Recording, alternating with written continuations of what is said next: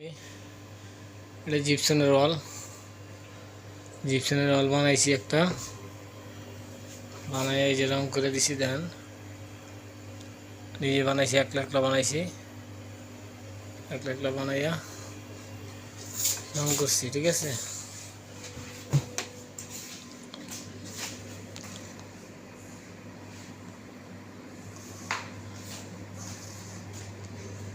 ওকে।